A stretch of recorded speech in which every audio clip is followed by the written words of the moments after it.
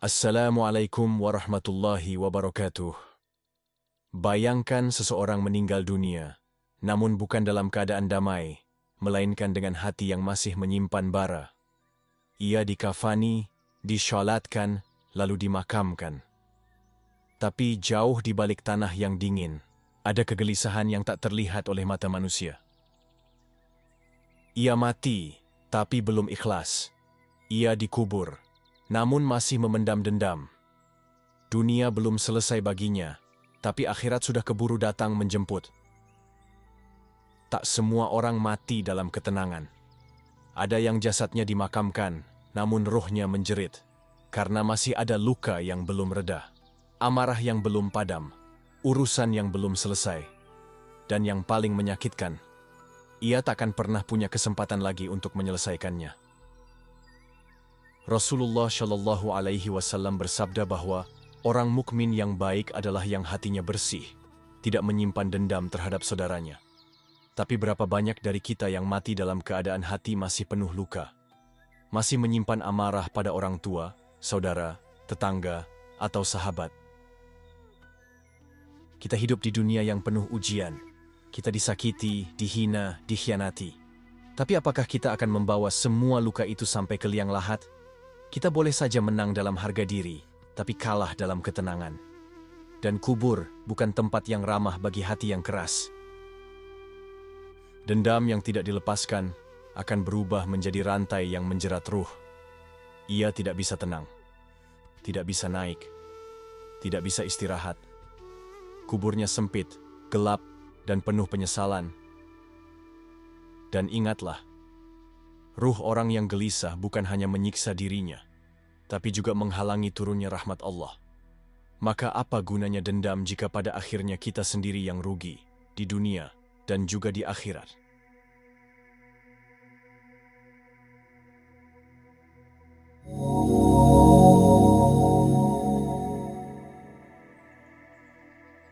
Mati membawa dendam, beban yang tak selesai. Setiap orang pernah disakiti, kadang oleh orang asing, tapi lebih sering justru oleh mereka yang paling dekat. Keluarga sendiri, teman lama, pasangan hidup. Luka itu terasa lebih dalam, karena datang dari yang seharusnya melindungi. Dan tidak sedikit dari kita yang akhirnya memilih diam, tapi menyimpan. Tak mau konfrontasi, tapi dalam hati, dendam itu dirawat. Kita pikir waktu akan menyembuhkan, tapi ternyata waktu hanya menumpuk rasa. Luka yang tidak diselesaikan, lama-lama jadi bara yang siap membakar dari dalam. Hari-hari berlalu, kita tetap makan, bekerja, bercanda, tertawa, tapi dalam hati ada nama yang masih sulit disebut tanpa amarah. Ada kejadian yang masih menggores jika diingat. Ada maaf yang belum kita beri, dan ada permintaan maaf yang belum kita sampaikan. Lalu tibalah ajal. Mungkin datang saat tidur, mungkin datang tiba-tiba di jalan, mungkin datang di momen biasa yang tak kita sangka akan menjadi detik terakhir. Dan sayangnya, dendam itu masih ada. Maka saat ruh ditarik, ia tidak ringan. Ia berat, memberontak, menolak. Karena dunia masih punya urusan yang belum selesai. Tapi tubuh sudah tidak punya kuasa. Lisan sudah tidak bisa bicara. Hanya ruh yang membawa semua itu menuju alam kubur. Dan tahukah kamu, dendam itu tetap bersamanya di sana. Ia tidak hilang, justru menjadi sebab kegelisahan yang luar biasa. Kubur bukan jadi tempat istirahat, tapi tempat penyesalan. Rasulullah Shallallahu Alaihi Wasallam mengajarkan kita untuk meninggal dalam keadaan bersih. Bersih dari syirik, bersih dari maksiat, dan juga bersih dari penyakit hati. Tapi bagaimana bisa tenang di alam kubur jika kita meninggal dalam keadaan menyimpan amarah, sakit hati, dan kebencian?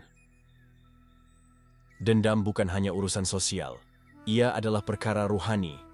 Ia tidak hanya merusak hubungan antar manusia, tapi juga menghalangi ketenangan jiwa, bahkan setelah mati. Dan jangan kira ruh yang gelisah tidak menangis. Ia menjerit, meratap, dan menyesal. Tapi sayangnya, sudah tak ada lagi pintu untuk memperbaiki. Dunia sudah ditutup rapat. Satu-satunya yang tersisa hanyalah pertanggungjawaban. Alam kubur orang yang penuh kebencian.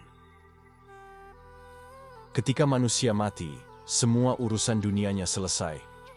Harta ditinggalkan. Jabatan tak lagi berguna. Nama besar pun dilupakan sedikit demi sedikit. Tapi ada satu hal yang masih menempel kuat pada ruh, yaitu kondisi hatinya saat ia menghembuskan napas terakhir. Kubur hanyalah tanah di mata kita. Tapi bagi ruh, kubur bisa menjadi awal dari surga atau awal dari neraka. Dan orang yang meninggal dalam keadaan membawa dendam tidak akan menjumpai keheningan yang damai di alam barzakh. Yang ia rasakan justru kegelisahan yang mengguncang. Ia dikubur diiringi doa, tapi doanya hanya formalitas, karena ruhnya tidak berada dalam keadaan tenang. Dalam gelapnya liang lahat, ruh itu menggeliat. Bukan karena tubuhnya sakit, tapi karena hatinya belum selesai. Ia masih ingin kembali. Ia masih merasa harus membalas, harus bicara, harus menyelesaikan luka yang ia pelihara sejak lama.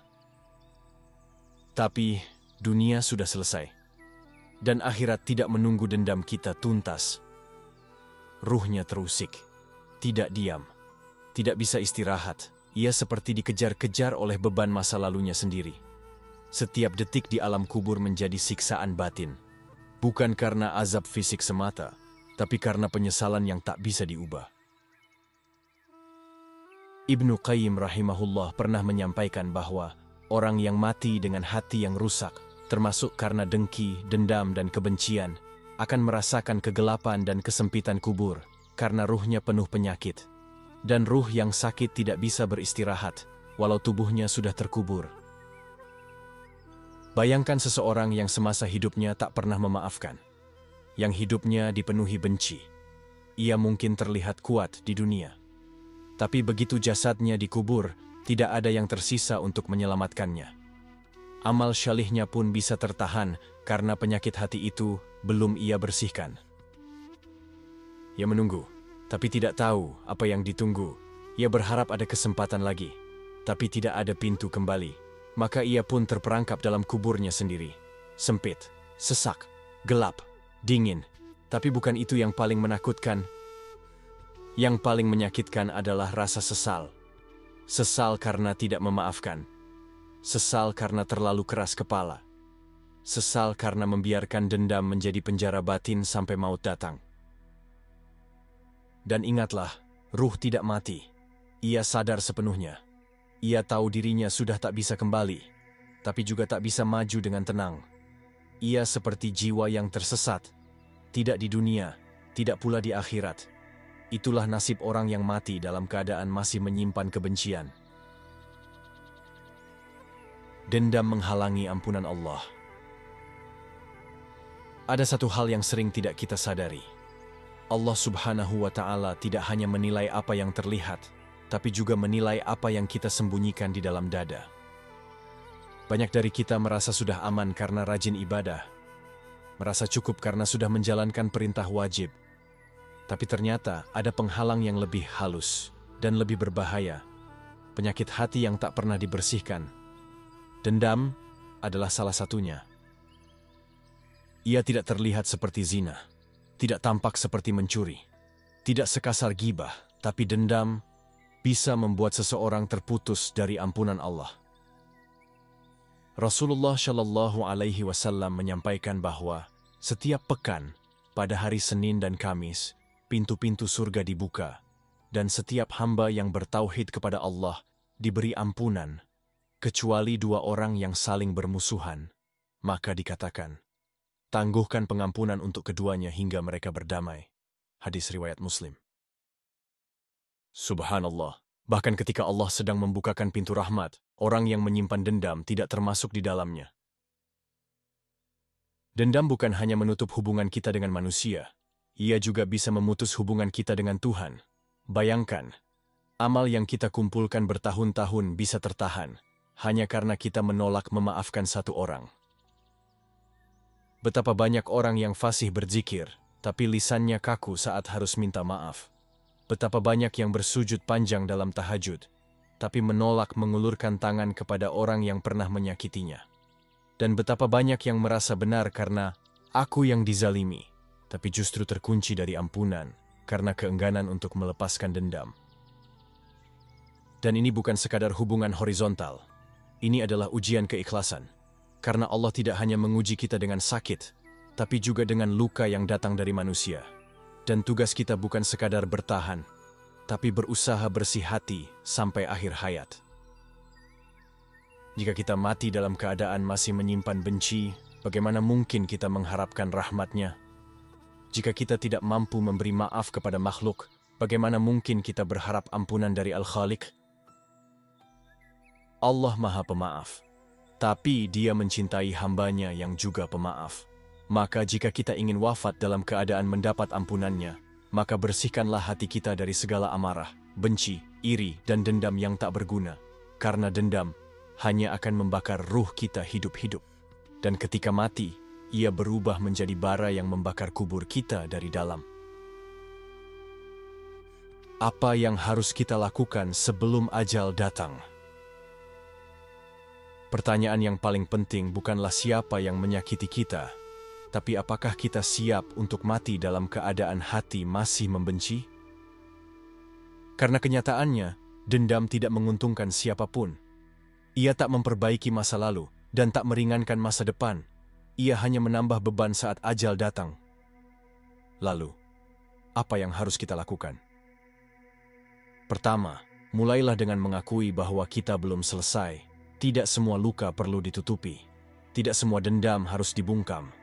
Justru mengakui bahwa hati ini masih sakit adalah langkah awal menuju kesembuhan. Karena selama kita merasa baik-baik saja padahal sebenarnya tidak, maka luka itu akan terus membusuk dalam diam. Kedua, tanyakan pada diri sendiri, apakah aku ingin mati dalam keadaan seperti ini? Bayangkan jika hari ini adalah hari terakhir. Apakah kita ingin bertemu Allah dengan dada yang sesak karena dendam? Apakah kita rela ruh kita gelisah di alam barzakh hanya karena satu luka yang tidak pernah kita maafkan? Ketiga, maafkan. Meskipun engkau merasa tidak harus, memang berat, memang tidak adil, tapi ini bukan tentang mereka. Ini tentang kita dan akhirat kita. Ketahuilah, Allah mencintai hamba yang bersih hatinya. Dan tidak ada pembersih hati yang lebih kuat daripada memaafkan demi Allah, bukan demi orang itu. Maafkan, walaupun mereka tidak minta. Maafkan, walaupun mereka tidak sadar. Maafkan, walaupun mereka tak pernah menyesal. Karena saat kamu memaafkan, kamu sedang membebaskan dirimu sendiri. Kamu sedang melepaskan belenggu yang bisa menyeretmu gelisah di dalam kubur. Keempat, tulis nama-nama yang masih ada dalam dadamu. Tulislah. Lalu doakan satu persatu. Katakan, "Ya Allah, aku ingin hatiku bersih. Aku ingin kuburku lapang. Aku ingin matiku tenang. Maka maafkan mereka dan maafkan aku yang selama ini belum mampu memaafkan." Doakan orang yang menyakitimu, bukan karena mereka layak, tapi karena kamu butuh ketenangan di dunia dan setelah mati. Kelima, jangan tunggu waktu yang tepat, karena kematian tidak pernah menunggu. Seringkali kita berkata, nanti saja aku akan memaafkan, saat aku sudah tenang. Tapi bagaimana jika ketenangan itu tak pernah datang?